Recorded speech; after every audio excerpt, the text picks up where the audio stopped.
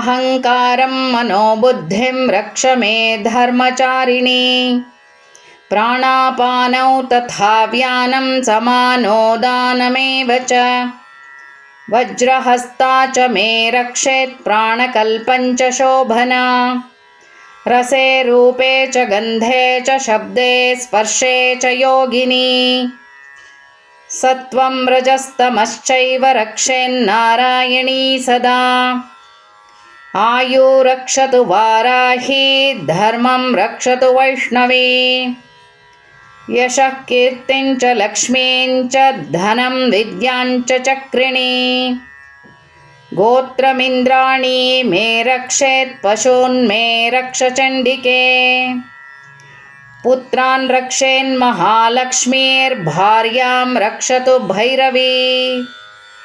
पन्थानं सुपथा रक्षेन्मार्गं क्षेमकरी तथा। राजद्वारे महालक्ष्मीर्विजया सर्वतः स्थिता। रक्षाहीनं तु यत्स्थानं वर्जितं कवचेन तु तत्सर्वं रक्ष मे देवि जयन्ती पापनाशिनी। पदमेकं न गच्छेत्तु यदीच्छेच्छुभमात्मनः। कवचेनावृतो नित्यं यत्र यत्रैव गच्छति तत्र तत्रार्थलाभश्च विजयः सार्वकार्मिकः। यं चिन्तयते कामं तं प्राप्नोति निश्चितम्।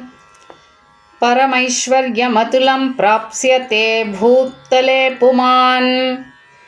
निर्भयो जायते मर्त्यः सङ्ग्रामेष्वपराजितः। त्रैलोक्ये तु भवेत् पूज्यः कवचेनावृतः पुमान्।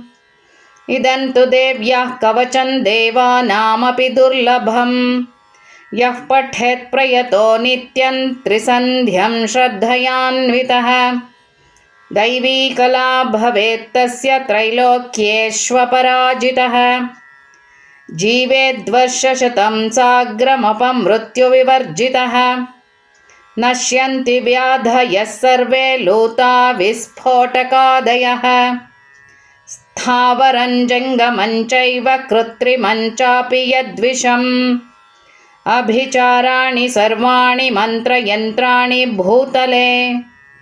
भूचराः खेचराश्चैव जलजाश्चोपदेशिकाः।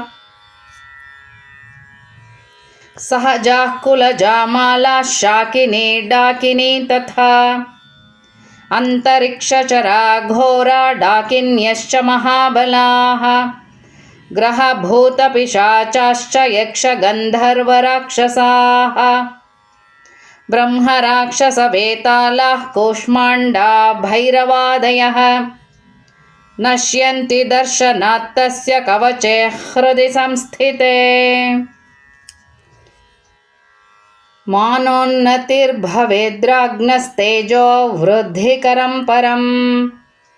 यशसा वर्धते सोऽपि कीर्तिमण्डितभूतले। जपेत् सप्तशतीं चण्डीं कृत्वा तु कवचं पुरा। यावद्भूमण्डलं धत्ते सशैलवनकाननं।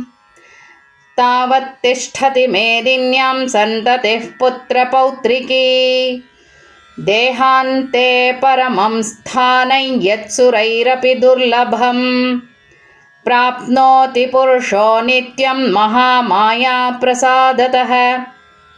लभते परमं रूपं शिवेन सह मोदते।